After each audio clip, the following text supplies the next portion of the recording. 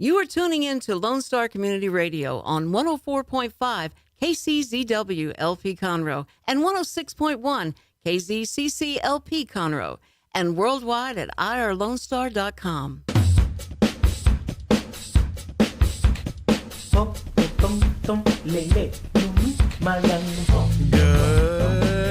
Good afternoon, ladies and gentlemen, and welcome to Jake from Sports Talk. I am your host, Jake LaFleur, and I'm glad to have you all in. It feels so good to be back in our studio. And before I get into all my plugs and everything, I want to do a quick shout out real quick to all of the Houston and Southeast Texas areas. I hope that you all stayed dry and stayed safe throughout the Harvey disaster that we faced over the last week and a half. That's why, I didn't have my show last week, and I've actually been absent from the studio and everything like that. So I just hope that everybody, stay dry, and I wish you all a speedy recovery from, this hard time that has affected, most of Southeast Texas. And for those that are listening online to us on irlonestar.com, I hope you find a way to help out our city and our region to help recover from this disaster. And for those of you listening from Florida, I hope that you have watched what has happened to Southeast Texas and you prepare properly for Irma that is now, hitting a lot of our islands down in the what's that? The Caribbean? Caribbean. There we go. Prepare. Be ready, guys, and, I wish you the best as Irma comes your way. So, PSA's done. Welcome back to Jake from Sports Talk. I am your host, Mr. Jake LaFleur, here on Lone Star Community Radio, 104.5, 106.1, and worldwide on irlonestar.com. You can always follow the show on Facebook, YouTube, Google Play, iTunes, and all other social media websites, or you can like, follow, and subscribe to ensure that you never miss an episode of my beautiful voice and Jake from Sports Talk. We have a great show for you today, and with the start of the NFL season comes a new guest to my show, and I'm super excited to have him come in, talk a little NFL money lines. Mr. Mike, or Moneybags Mike, excuse me. He'll join us during the second segment for Mike's Likes. And we're also going to dive into the awesome start of the college football season we had this past weekend. A long 4 days of college football, great excitement, lots of, I wouldn't actually say there was a lot of upsets, but there was a lot of good games in general, a lot of back and forth plays and everything like that. So, but as we start every show, every week, a week and a wrap, let's get started. Got a lot to talk about since we did have a 2-week break here. So fresh off the lines, Ezekiel Elliott's suspension was laid down at 6 games by Commissioner Roger Goodell. Zeke went through his whole appeal process where the decision was announced last night after 4 p.m. Eastern, and the 6-game suspension was upheld. Now, why the 4 p.m. deadline is the key in the last part of the story is because since it came after 4 p.m., Ezekiel Elliott is available to play in Week 1's game against the Giants on Sunday Night Football. Why that's important in general is, A, it helps the Cowboys' chances against the Giants, and B, I think it was a ploy by the NFL to say, hey, look, we're gonna try to prevent him from bringing this process any further along in the legal system. So we'll allow him to play that first game against the Giants, and maybe he won't actually follow up in appeals court, in actual appeals court, not just the NFL's appeals court. But it's probably not going to play out how the NFL wanted. Ray Lewis came out this week and said the reason why the Ravens decided not to sign the QB Colin Kaepernick was because of a tweet posted by his girlfriend displaying Ray Lewis and the owner of the Ravens in a slave-related photo superimposed from the movie Django Unchained.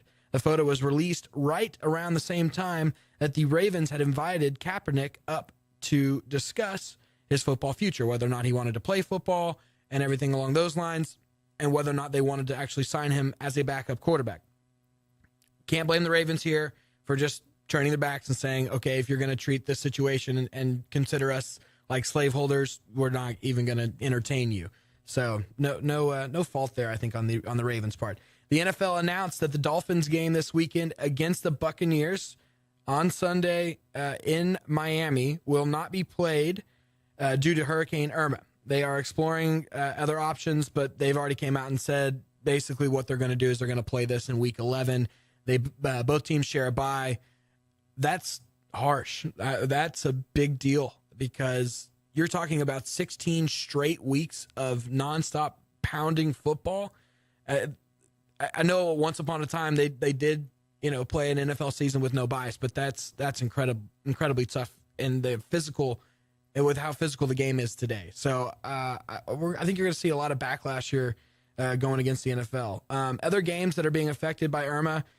Basically all the Florida colleges, University of Miami has come out and said they've outright, canceled their game against Arkansas State.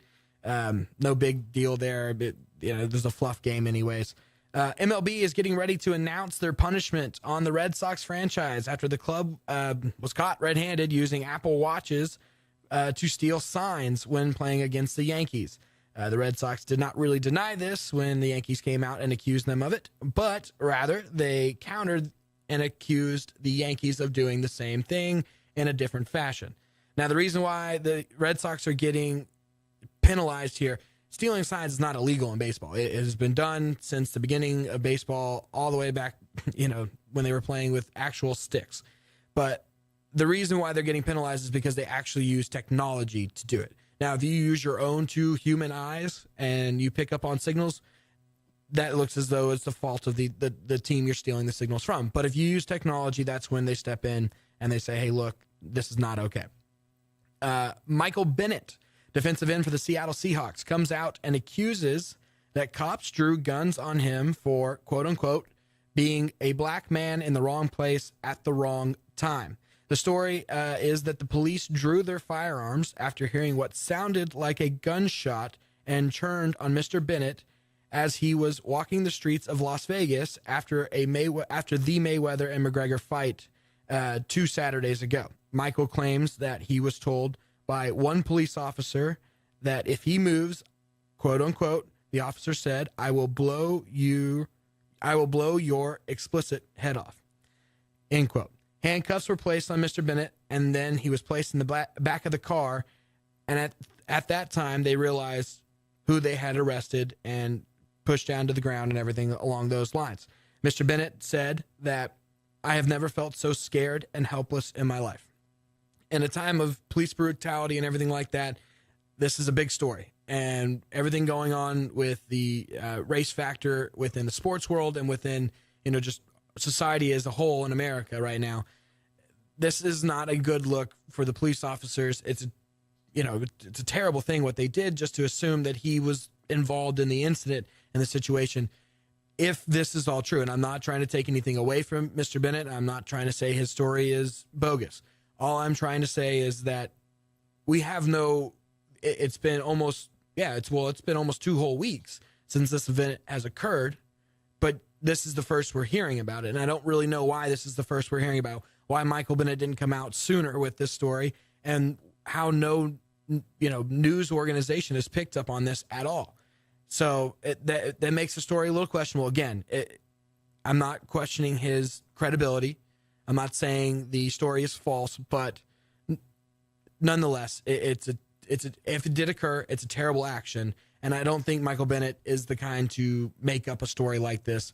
So, it's a hard thing to watch, especially after we saw such good come from the Harvey reaction within society, not just within Houston, with neighbors getting out and helping one another, regardless of race, religion, political beliefs, anything like that. To see a city come together so strongly is quite amazing. But outside of that, just the entire country and how much the Cajun Navy came in to help, all the members of the from California. They had their what were they called? They weren't the Coast Guard, from California. Yeah, them coming in and everything. It was just incredible to see how united this country got, and it, in a time of crisis when one of their major cities was having, was struggling so mightily. Now, our last talk is going to be some soccer news. The U.S. soccer team played last night in a 1-1 draw against Honduras, and my ever hopeful and faithful U.S. soccer fan, station manager Dick Schisler, doesn't think they're going to qualify for the World Cup. How could you be so harsh to your national soccer team? No, I was saying there's a good chance. A good chance. So you don't think they're going to qualify? They're not very clutch. They're So not there's very- a lot of situations they're going to be put in where they have to be. Well, when you're throwing So- dinosaurs out on a field to play against young men, that's probably not a good way to start, right? Yeah, I mean, that's one of the biggest issues with United States soccer is the development. You have to be, ironically, one of the wealthier people in the United States to be part of soccer long term. Yeah. And which, like I said, ironically, it's the world sport. It's like the poor man's sport Yeah. almost. But unfortunately for United States development, it's not. But now with the coach is really heavily in MLS teams, and the MLS isn't currently a good league to be clutch, to win games. Well, so now he's been the coach before in the past, Yes. right? And a long time ago. but you don't like the bringing back of him, right? I mean, you're really limited when it comes to international coaches, mainly because the job isn't a full-time. I mean, it is a full-time job, but you're not working with a squad that's working every day and day out. Yeah. So it's kind of hard to find a good coach with the responsibilities, and that's really why I like Klinsmann, because he didn't just bring a coach; he brought a development system. He was really heavily involved with the United States development system of the youth Yeah, and all from the that, ground because he up. was really trying to promote that kind of system, like a European system, where you got to get these guys when they're young, and you got to get them on the field every day, learning the same discipline. And unfortunately, in the United States, there really isn't anything like that available. Yeah. Outside of the YMCA, really, and I doubt they have good coaching, because good coaching for a lot of places is what makes a good team down the road. I mean, the biggest example is Messi. Messi's probably the greatest player of all time, similar to Wayne Gretzky in hockey sense, and he was with Barcelona since he was 12. Yeah. And there's a reason why people want to go to Barcelona to train at 12. When I think of part of the rich man sport that soccer is in America, is that you've got to pay so much to get involved with those good coaches to be in one of those select leagues. And Yeah. if you're playing FFPS, then you're not going to get the proper development as a soccer player, as a young soccer Well, I player. mean, you get a lot of people who do see an eye that they have a good player on their hands, they'll move. And when people move, there's the question of what team they're going to play for internationally. A lot of the players, if you look at where they're born on our team, it's funny because the squad that they put out against Honduras were largely born in the United States. But in the past, with Klinsmann and the success we had with him, a lot of those guys were born in Germany, born in Spain, born in England, and but he drew him over to America. But he drew him over to the United States. So it's just kind of like that's a great strategy, because you're getting good players instantly, and you're reaping the benefits of those developments across, like the development systems across the seas. But the squad, the United States is going to be in a pickle, because basically what's happening now is my money is bet on fourth place. They're going to hit fourth place in the hexagon, which means they have to play a playoff round against Asia's fifth round. So Mexico and who else is in front of them? And right now? Costa Rica and Honduras. All three are in front of them. All three of them are in front of them. Luckily for us, Honduras, we have 2 more matches left in the group, and Honduras is playing the top 2 teams. So there's a good chance they might lose both games, but that means we got to win at least one, and then to guarantee it, we have to win both, and they have to lose one. At least one. Yeah. Okay. And there's a good chance of that, but like I said, watching the game last night, it was piss poor, and you're like, all right, so where do you go from here? And there's just not a good talent pool. And then our next 2 games are October 6th and 10th, right? Yeah. Against. We're going to be playing Panama on the 6th, and then the 10th, we're going to be playing Trinidad. Okay. So I know we were talking about this a little bit before the show. Why wouldn't we throw out some youth against Trinidad? Really, what you're looking at right now is you need a guaranteed win. You need to put the best squad on paper out there, because you need to get a result. And that's what Bruce did yesterday. Was he played the team that he thought had the most experience to develop a result, but with the symmetry with them, there just wasn't there. If you looked at the defense, they were just not communicating. Some guys on that squad are over the age of 35. So you can imagine. I mean, that's old now. That's old. That's really old, unfortunately. And when you have that many old guys on the team, on the field, one of the areas is going to break down, and it's bound to, right? It's bound to. So that's why, if you notice after like the 25th minute, there were a lot of holes being dug around the field, and you're like, all right, so Honduras is clearly knowing where to go now. Yeah. Because we have weakness already on the field after the 20th minute. But with the young guys, what's nice about that is you don't know what to expect. The coach against them doesn't know how to develop a system, and that's where coaching comes into play. So I would put money on there's a good chance we might go to fourth place, and we're probably going to have to play, like, ironically, Syria, or a good chance Australia. And now when it comes down to that, I think that's where we come into play to be a strong team, because we are one of those teams in soccer that we do sometimes better against bigger names than we do smaller teams. We play up and we play down, both of those. So, well, I we'll see if they actually – I think they'll get into the top three. I think they'll win these next two games against Panama and Trinidad. It's going to be a big deal. So, well, if they don't qualify, that'll be national. That'll be world news. Well, that's huge. More world news is Argentina not qualifying. Yes. What's going on down there? So the way the qualifiers work, a lot of people don't know, and they play soccer all the time internationally to work their way up. And similar to when I use the word hexagonal, what that means is there's certain teams in the CONCACAF, which is like imagine them as a league, and they play so many games and they have a table, just like normal soccer has a table. Yeah. And with South America, they have CONMEBOL, or I can't pronounce whatever. That's the league for South America, and they have 10 teams. So the United States plays in a league with 6. They play in a league with 10 international teams, and they're all pretty good teams. Yeah. So you're dealing with Brazil, Uruguay, Colombia, Peru, Argentina, Chile, Venezuela, Ecuador, and Paraguay, and then Bolivia. So you're dealing with like way more competition. 70% of those teams are quality teams. So when it comes down to playing X amount of games, everyone plays the same amount. Can you imagine a World Cup without Messi? Yeah, that's what I think.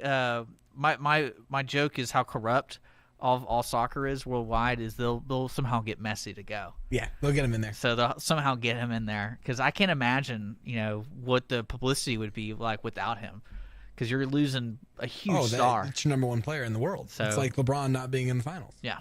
So, we'll have to keep an eye out on the U.S. team. All right, we're going to go to a break. Coming up next is Mike's Likes segment with Mr. Moneybags Mike here on the Lone Star Community Radio, 104.5, 106.1, worldwide on irlonestar.com. You're listening to Jake from Sports Talk. Don't go away. We'll be right back.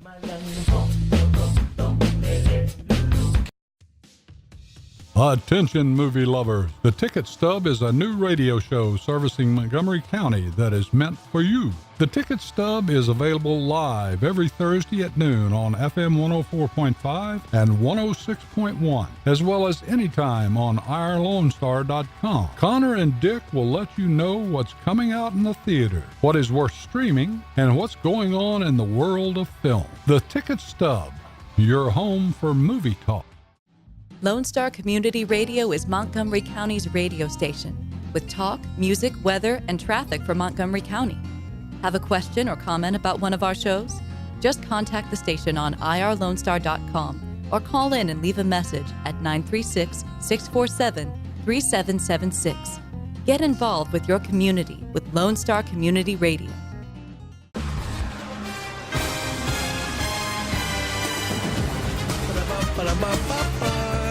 Yeah, coming back and listening to that NFL music. All right, welcome back to Jake from Sports Talk. I'm your host, Jake LaFleur. Don't forget to follow, like, and subscribe to the show on Facebook, Google Play, iTunes, so that way you can stay up with the latest sports news and talk with your favorite host, Jake LaFleur. Now, I teased in the opening segment that we've got our next guest in. Hopefully he'll be in with us every week for the NFL season for this segment that we're calling Mike's Likes with Moneybags Mike's. So that way he can give us what games to play and which games to run away from in each week of the NFL. So without further ado, Mr. Moneybag Mike. How's it going, Mike? Hey, how you doing there, Jake? Doing well, man. How you doing today? Where are you calling from? I'm calling actually from Atlanta today. You're in Atlanta. What are you doing in Atlanta? Here for work. Oh, man. Yeah, I'm out here for work. I'm scoping out the scene here, but ready to chime in on the action. All right, awesome. Hey, what do you think about the NFL moving the Tampa Bay Miami game to Week 11 on both of their bye weeks? It's tough. I get it. Obviously, we have to prepare for Hurricane Irma, but now we got the Tampa Bay Bucks playing 16 consecutive games without a bye week. So Yeah, I mean we'll see how that goes out for them. They're going to be tired. that's going to be tough. That's going to be a tough 16 weeks. Why don't you think the NFL wanted to move him to, like, say, Pittsburgh? That stadium's open. Yeah, I think they were worried about just the fan appearance. They'd obviously have a better fan appearance in Miami if they have, a couple months' notice as opposed to doing it this Sunday. So they were looking to more go for the dollars as opposed to the what would be better for the team. Yeah, But the safety of the we'll players. still be ready in Week 11. Yeah, one way or the other. All right, well, hey, so let's get started. I want to start out with your stay away from bets, your bad bets. Sure. So first of all, betting in the first week of the season is always really tough. A lot happens in the preseason. A lot of free agent signings. So it's tough to really predict what teams are going to be good and bad. It's good to have a couple weeks under your belt. But that being said, I'll start with the Pittsburgh Steelers at the Cleveland Browns. Anytime you hear the Browns name, people want to start running and start betting against the Browns. But the Browns actually have had they had 12 draft picks this year. A lot of impressive guys came in. First pick, Myles Garrett, Jabril Peppers, and then Deshaun Kaiser is their rookie QB, who actually had a pretty decent preseason. The Browns actually went 4-0 in the preseason, which I know preseason doesn't mean much, but you got to at least give them credit for winning 4 games. And the spread is 9 points, and the Steelers are an away team. It's a division game. I think the Steelers will still come out on top, but I think it'll be a lot closer than people expect. You don't think they'll get beyond the 9? It's close. Obviously, it's still the Cleveland Browns, but I think the Steelers will win by 3 or 4 points. 3 or 4? Wow. I mean, it is a division game. It is week 1. It is on the road. But I just that offense for the Steelers, I can't imagine them not pulling out a win bigger than more than 9. Yeah, I think it just comes down to it being week 1, and the Steelers in a division game. They're a high-powered offense, but Yeah. these division games are always low-scoring. Same with the Ravens and Bengals; they're always low-scoring. So the under actually wouldn't be a bad bet in this game either. No, yeah, probably not. So, all right, your next game? The Carolina Panthers at the San Francisco 49ers. I think this is kind of a trap game because you see the Panthers and the 49ers pretty much struggled last year, and people still think of the Panthers as the Cam Newton Super Bowl Panthers, and last year was obviously the opposite of that. And, Mike Shanahan is now the new head coach in San Francisco. He was the offensive coordinator in Atlanta, and they obviously went to the Super Bowl last year. So I think they're a completely different team, and I think, Carolina being 6-10, they're getting 6 points on the road. I'm not betting any team that went 6-10 last year. That's a 6 points on the road. Like, that's just No I way. don't care who they're playing. That's just a scary bet. So I'm kind of staying away from that. People kind of see the 49ers and think they're a bad team, but I'm not saying they're a playoff team, but they're going to be a little bit better than last year. Yeah, do you think Rivera's on the hot seat there in Carolina? For sure this season. If they come up with another 6-10 season or 7-9 season, he is definitely on the hot seat. Yeah. That's after obviously 3 years of going to the Super Bowl. Yeah, I know, and he's got Cam Newton. There's no excuse to go 6-10. So, all right, next game, which is my favorite game to Last talk one I about have- too. Yeah. Giants and Cowboys. You have to talk about it. There's been a lot of kind of pumped up hype for the Giants, and I think a little bit of kind of down hype for Dallas. Actually, the recent power rankings came out, and they have the Giants power ranked at 8 and Dallas at 9. They actually have the Giants ahead of Dallas, regardless of what happened last year. The Giants are getting 4 points. I think this is a trap. I think we can't just forget Dallas last year, with Dak Prescott and Ezekiel Elliott. And I think they were kind of downplaying and thinking, they're rookies, they're going to have a sophomore slump. But you just can't ignore the high-powered offense that they had last year. Plus, Ezekiel Elliott, his 6-game suspension was actually still upheld this morning. But because of the late appeal, he actually gets to start this week 1, and then he serves his suspension. So he'll be playing against the Giants this week. And I think that makes the overall difference in the Cowboys covering the 4-point spread. Yeah, and I agree with that. I think that it's going to be a close game, and it is every year. That season opener, especially playing in Jerry World. The good thing for the Giants, though, in that line, is that they do have Odell Beckham. He's at practice today. He looked good. No brace. He's 100% to go for game 1-2 on Sunday. So. Yeah, that preseason injury looked a little scary. It did. I was sitting on pins and needles there for a while there, Mikey. Everyone's holding their breath. Yeah. All right, let's go over to your good bets. Which ones do you think are your winners for this weekend? All right. So first of all, my 3 bets, I kind of went against one of my cardinal rules, which is picking a lot of road teams. Being a home team is a huge favorite, but the 3 matchups I have, I think, are just overall good bets. So the Raiders are going into Tennessee. They're actually an underdog. They are getting 2 points. I think overall, you look at the matchup. The Raiders were 12-4 last year. Titans were 9-7. Everybody is high on the Titans. They're obviously an upcoming team. Marcus Mariota, DeMarco Murray. They have a lot of weapons on offense, but it's still a 12-4 team versus a 9-7 team. I'm not on the Titans bandwagon until I see them win some close games. Yeah. And overall, just being a 12-4 team on the road, but they're actually getting points. I think that's kind of a steal. And the Raiders actually went into Tennessee last year around week 6 or 7, and they actually beat Tennessee. So the same game happened last year, and the Raiders won. So I think that can happen again. Well, and I think without knowing how Mariota is going to be with that leg injury, how he's going to return and play within a pocket and be able to, perform, that's too big of a question for me right now to say that Tennessee's going to be anything this year. Exactly. And that's, again, Titans, I'm not there. They're obviously going to be a much better team this year. They have a really good chance to win the AFC South, but I still think the Raiders and Derek Carr and Amari Cooper, they have Marshawn Lynch now. It's just too much, I think, for week 1 for the Titans to really come out and get a W against them. Yep. All right. Now I see we got the Ravens coming up in this next one. I'm curious to see what you have to say about the Ravens. Cool. So again, another division game, another road team. So it's really hard to predict, especially these week 1 matchups. But this actually, I think, out of the 3 is my favorite for the weekend. I'm not usually on the Ravens bandwagon, and I'm not saying, again, they're going to go back to the Super Bowl Ravens, but I'm more kind of down on the Bengals. They are just kind of been a team in the decline the last couple of years. Andy Dalton, I think, has kind of hit his peak. He's really not getting the job done there. And the Ravens' defense is actually much improved both through the draft and through free agency. I think this is another low-scoring game, but the Ravens last year, they went 8-8, but all 8 of their losses were by 1 score or less. Yeah. They were in every single game, and they could have easily won 2 or 3 more of those games and been a playoff contender. So I think, again, it'll be low scoring. Of course, it's going to be close, but I could see the Ravens, and they're getting 3 points, which is insurance, but come out and get a 13-10 win, 16-13 win, that type of low game. Well, and the funny thing there is that I'm actually kind of up on the Bengals this year, and I think the Bengals are going to be the surprise out of that division. I think the Bengals actually win that division this year.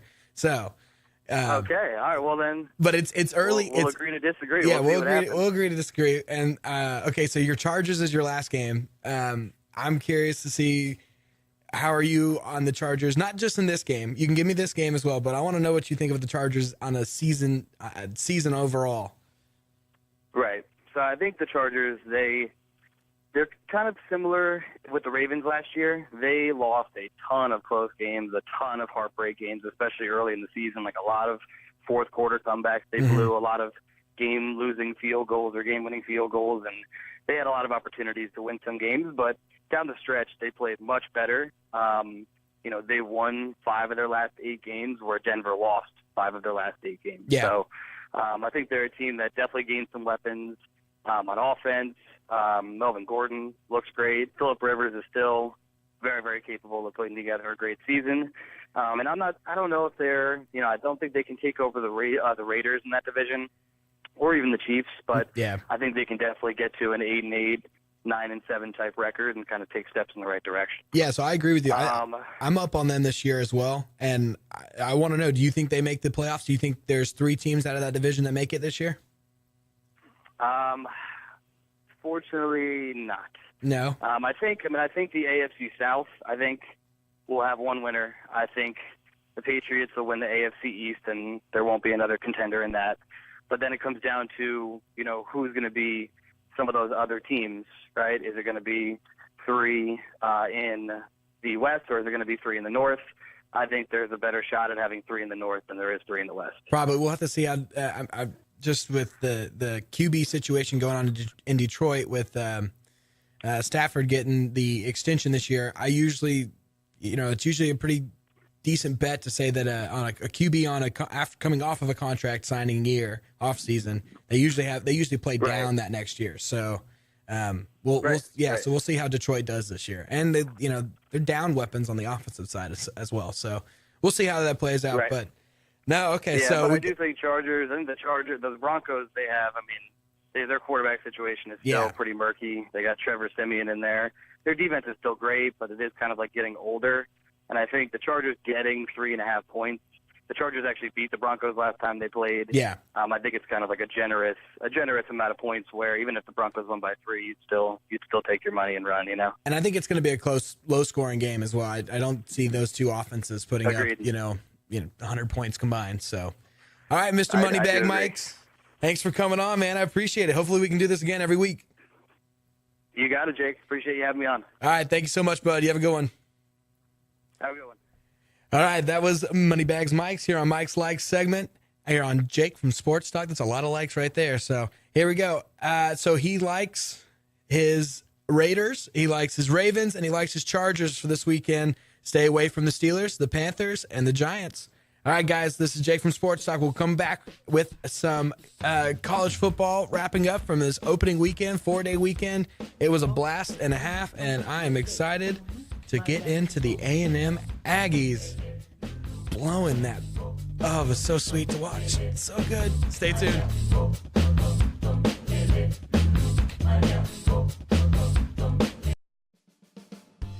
Remember to download the Lone Star Community Radio app from your Google Play Apple Store. Bring Montgomery County's community radio with you anywhere with your smartphone or tablet. If you are in the Conroe area, tune in on FM 104.5, 106.1. If you are on your computer, bookmark irlonestar.com as your internet radio station. Lone Star Community Radio broadcasting 24/7 from the heart of downtown Conroe, Texas. Hey guys, I'm Joey Savage. Corey DLG. We are Nerd Thug Radio. Catch us every Monday from 1 to 3 and check out our website, nerdthugradio.com. We like to talk about quilting, horseback riding, and baking quiche. Actually, we don't, but we do like talking nerdy to you. That's right. Every Monday from 1 to 3 p.m., hashtag talking nerdy to you. Hey guys, make sure you go and follow all my social media stuff. I want to know what you guys thought of that last segment. I thought that went really, really cool. I like learning about the betting side of sports in general. I think it's a lot of fun. I know in Europe, betting on soccer is like a huge thing over there, and like they've got booths and stuff inside the stadium. And I don't think we'll ever get to that point here in America. We're too conservative for that. But no, I really enjoy that side of that. And Moneybags Mike knows a lot about the betting side of things, and he's good at it. So I would trust his knowledge and everything. But you are listening to Jake from Sports Talk here on Lone Star Community Radio, 104.5, 106.1, and worldwide on irlonestar.com.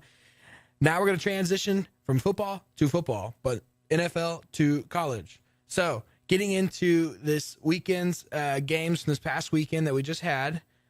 We had a big upset that I really wish I had. Not a big upset. I that caught me off guard. Not a big upset. I was going to call this game last week, and I was going to tell you, hey, look, in this game, this is who I like. But now that we've already passed it, it's kind of like hindsight's 2020. Oh yeah, sure, you were going to say that, whatever. No, I really was going to put out there that Maryland was going to upset, at the time ranked, Texas. Maryland did beat Texas 51-41. I'm not shocked by this at all. Texas should not have been ranked, and I told you that, I think, 2 weeks prior to that. The fact that when the polls first came out, the fact that Texas was ranked was just simply because of Herman. And if you watch that game, it was a sloppy game. And I expected them to play under Herman a little more organized. I didn't expect them to win, but they looked just incredibly sloppy, and it was really, really bad football to watch. And it wasn't like Maryland played extremely, great football, but it was on both sides. It was just a sloppy, and Texas shouldn't have lost that game. If they had any sort of offense, they should have won that game. So it was not an entertaining game to watch, but it was funny just to be able to, laugh at the fact that, you silly committee or you silly AP poll people putting Tom Herman's Texas up there in the ranked. Michigan versus Florida, that went on up in Dallas. The bigger note out of here is not how well Michigan played. They won 33-17. The bigger note is Florida and how poorly they played, and how just that sets up the West for basically there's nobody out West. I don't think Georgia's that good, and we're going to talk about the Georgia game coming up this weekend against Notre Dame. I don't think Tennessee is that good. Tennessee had just a barely close win against Georgia Tech, and Georgia Tech is not that good of a football team. The SEC East is just an abomination as far as SEC football standards goes. So, and Florida was the one that was supposed to come out of the East and supposed to be the dominant out of that side of the division. But I think they will. I think they will still winning the East, but you saw how bad Florida really was this weekend, because Michigan isn't that great of a football team this year. This is a rebuild year for them. They're really down. So quite interesting in that. Continuing on the SEC train, Alabama's winning the national championship. Go ahead, sign the check for them, give them the trophy. Their defense, their defense was smothering Florida State. And I know Francois, the starting quarterback, got hurt and injured, but still, to hold that offense, what was supposed to be a high-powered, dynamic offense, to only 7 points, and that was week one. So we're going to see the development of this Alabama football team, especially on the offensive side of the ball, continue to go. They had several injuries, Alabama did, on the defensive side. They had a couple of suspensions that had players out for this game on both sides of the ball, and yet they still look this dominant. It's very much the next man up mentality. And unfortunately, as an LSU fan, it's not going to look too good for us. Virginia Tech, West Virginia. This took away from, this did not get as much hype as it should have, just due to the A&M game that was on at the same time. Virginia Tech won 31-24. That was a really entertaining game to watch. A lot of fun, very fast-paced offenses, but also the defense. That was a very physical football game. Tennessee, like I mentioned earlier, they won 42-41 over Georgia Tech in double overtime. Georgia Tech went for it in double overtime for the 2-point conversion, didn't get it. Tennessee drove down, scored, kicked the extra point, won. I'm not going to blame the coach from Georgia Tech for going for it. Their defense was shot. It didn't matter. They had to go for the 2, basically, because even if they kicked it, there's no way their defense was going to be able to stop Tennessee. So I can't blame them there. And then obviously the Texas A&M loss, 45-44 against UCLA.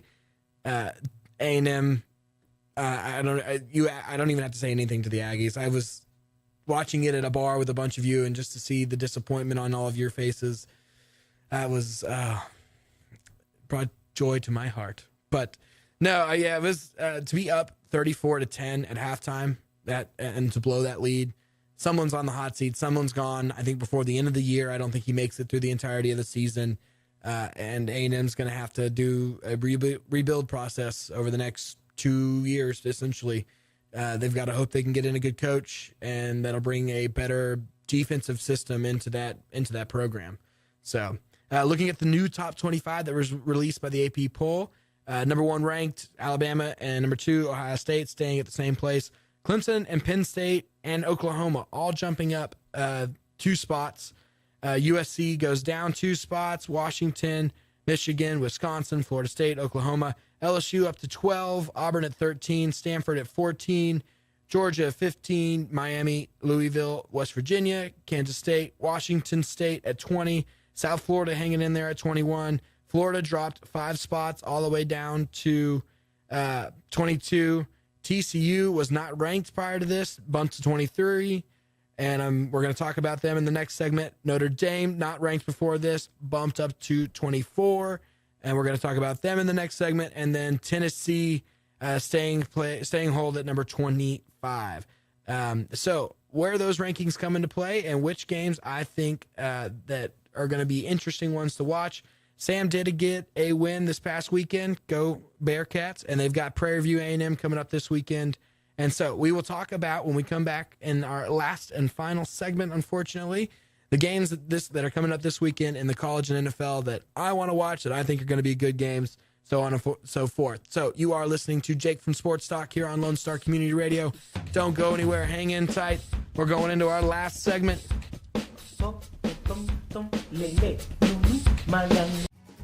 Listen in Mondays at noon to hear Conroe news from local nonprofits, businesses, upcoming events, Conroe Park events, news stories, and information that matters to you with your host, Margie Taylor of Taylorized PR. For more information about being a guest, visit irlonestar.com/Conroe Culture. Our talk shows and music shows are looking for sponsors. Want to expand your brand awareness? Reach the hyperlocal audience in Montgomery County? Lone Star Community Radio sponsorships accomplish this. Want to see our stats and rates? Check out irlonestar.com/sponsor for more information. Or call in and leave us a message at 936-647-3776 with your questions.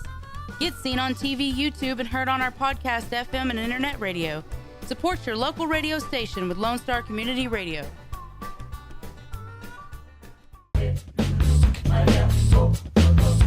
Welcome back to Jake from Sports Talk here on Lone Star Community Radio. Hey guys, don't forget you can get involved during every show on my Facebook at Jake from Sports Talk. Just look it up on Facebook, it's out there. Or email me at jakefromsportstalk@gmail.com. That way you can get involved. Tell me I'm an idiot. Tell me you hate me. Tell me you disagree with everything I'm saying. Or the more, my favorite way of doing it, tell me that you love me and you love what I'm doing here at Lone Star Community Radio. Love what Lone Star Community Radio Studios is doing as a whole. And don't forget, if you ever miss a show, you can go back and listen to the podcasted version on Google Play or iTunes. Just look Jake from Sports Talk.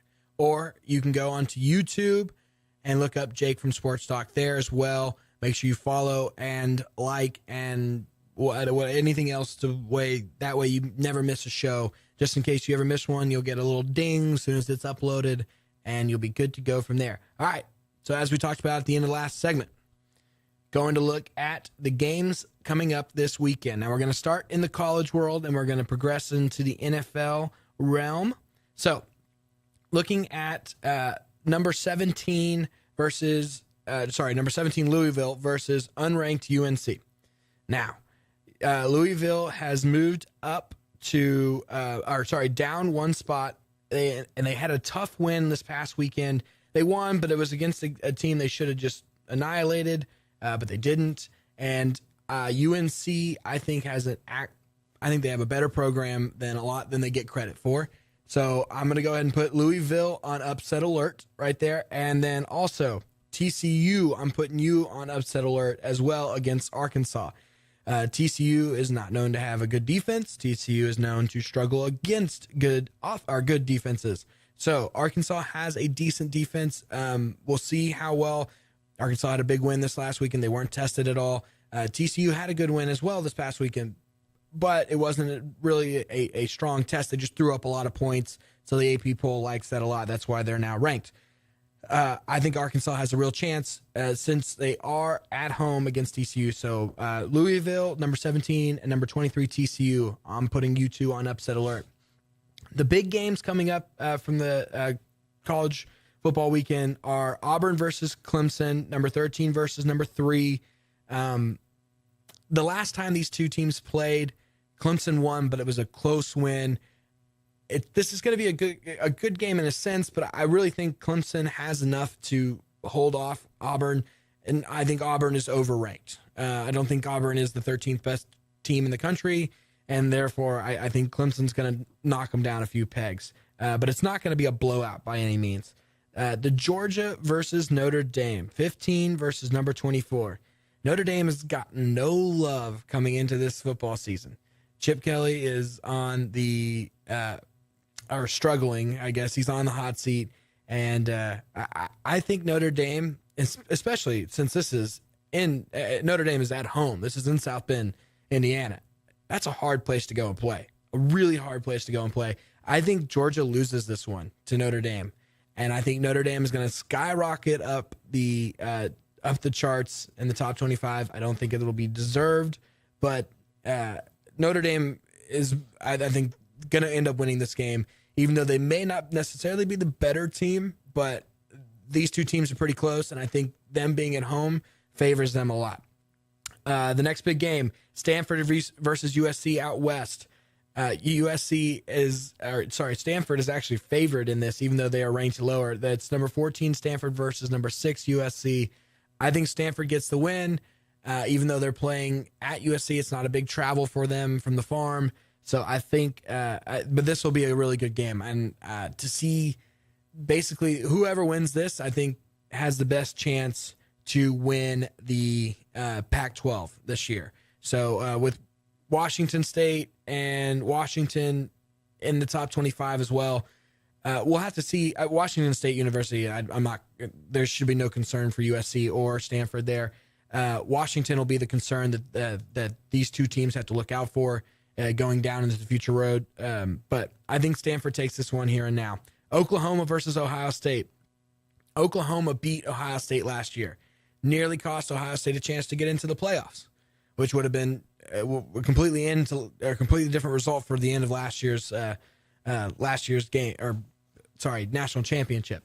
But I think that Ohio State this year covers the spread, and I think they take care of business, and I think they're going to put a smackdown on Oklahoma. And that should be interesting. So now moving on over to the NFL. A lot of these games are coming out of the NFC East. There's not a ton of really attractive, fun games to watch. You've got football on Sunday this weekend, and it's NFL football. So I think you're going to watch one way or another. You're going to go out to a bar. You're going to spend some money on some beers and food and whatnot. But the games I want to watch: Eagles versus Washington. I want to see what those offenses look like with both of their quarterback situations, and how, if they're really going to be as good as what we truly think, if Wentz is going to be as good as what we think he's going to be, and how that defense for the Eagles looks. We know Washington's not going to have any defense. It's going to be a very interesting game to watch. Texans versus Jags. A lot of people like the Jags this year, and I feel like they got fooled on the bandwagon thing last year, and they're making the same mistake this year. So I don't trust the Jags. I'm excited to watch Texans football. Being from Houston, it's always a fun atmosphere here in the greater Houston area, and I think this will be, I know the game's not here, but I think it'll be a good distraction for everybody after going through everything here with Harvey. So Raiders Titans, Moneybag Mike's mentioned this as well. He likes this game. This is going to be a fun game to watch in general. I think these two teams are on the rise, and I do think the Raiders beat the Titans, even though they're on the road. But it's going to be a fun game in general to watch. And then the last one, obviously, Giants versus Cowboys. You can't go wrong. Playing in Jerry World in Dallas. I can't describe to you, I'm from a divided household. My middle brother, the middle child, and my mother were Cowboys fans, and my oldest brother, myself, and my father are Giants fans. And it's always fun every year when they play each other, and especially the season opener. It's always the first game every year. It's Sunday Night Football. It's in Dallas. It's at that giant, what people call a beautiful stadium. I enjoy watching it usually, especially when the Giants win, especially after last year. They gave Dallas their only 2 losses on the season. So I really look forward to this game every year. But outside of my personal interest, I want to see what the New York Giants offense has to offer. They went out and they spent money this year. Offensive line and wide receivers and running backs. I want to see how all that gels together. I want to see if Eli can stay under 2 interceptions per game. I want to see if he can not throw an interception in the third or fourth quarter. I want to see if that defense is going to be able to last. We've got an older defense. We've brought in some young kids over the last year and this year, but we still have I think our average age is probably in the upper 20s, lower 30s. So I want to see if our defense can last, because they always get hurt every year. Cowboys, I want to see if Dak and Zeke can, basically repeat what they did last year. If Zeke can keep that, he's got the 6-game, suspension, and I want to see if he's going to be able to perform throughout, not just in this game, but throughout a whole season like he did last year. If Dak is going to be able to have the same accuracy that he had last year and the same completion percentage. I want to know what the Cowboys defense is going to be like this year. They were improved last year, and I want to see if they continue to improve. So we'll see how that's going to be a fun, exciting game. The Texans, real quick back on them, I'm really interested to see how the quarterback situation plays out. This is going to be a season-long sort of drama, I think, and I think the fans may not get what they want right away, and I think eventually once they do get what they want, and to all Texans fans out there, all Texans fans, please be patient on Deshaun. Don't rush him getting the start. Don't rush him once he's in. Don't make him feel any more pressure than he has already on his back. That man is a young man, and he is just now entering his NFL career. We don't need another David Carr situation where we rush him out there, and as fans, we ridicule and criticize him. Texans fans, you can be some of the best fans in the entire NFL, but there are times where you can be ridiculously cruel and ridiculously harsh to your own players and to your own coaching staff. So please, I beg of you, give Deshaun some time to grow. Give him a break, okay? Don't become the next Eagles fans where literally everybody hates you. So, with that said, that will wrap up this week's edition of Jake from Sports Talk. I am your host, Jake LaFleur, here on Lone Star Community Radio 104.5, 106.1, and worldwide on irlonestar.com. Don't forget to go and follow all the social media websites, Google Play, iTunes, Facebook. Check out irlonestar.com. See what the station's got going on. If you're listening on irlonestar.com, get it out there. Go like their Facebook page. Go like the studio's Twitter and everything they've got. Check out all their other shows. Our station manager's got a wonderful, movie talk show on Thursdays coming up tomorrow. Make sure you tune in for that, guys. I'd like to thank Dick for being in here for his Money Talk, and I'd like to thank Moneybag Mike's, or not Money Talk, Soccer Talk, and I'd like to thank Moneybags Mike being in here on his on his Money Talk. There we go. All right, thanks, guys. We'll see you next Wednesday.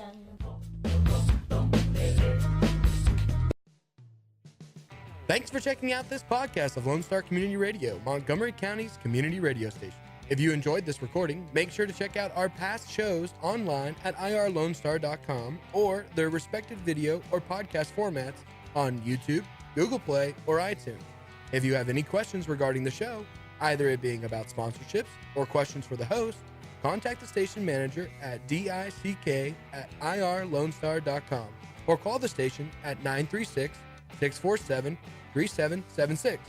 This show was recorded in downtown Conroe, Texas at the Lone Star Community Radio Studios, and Lone Star Community Radio reserves all rights to this recording and images.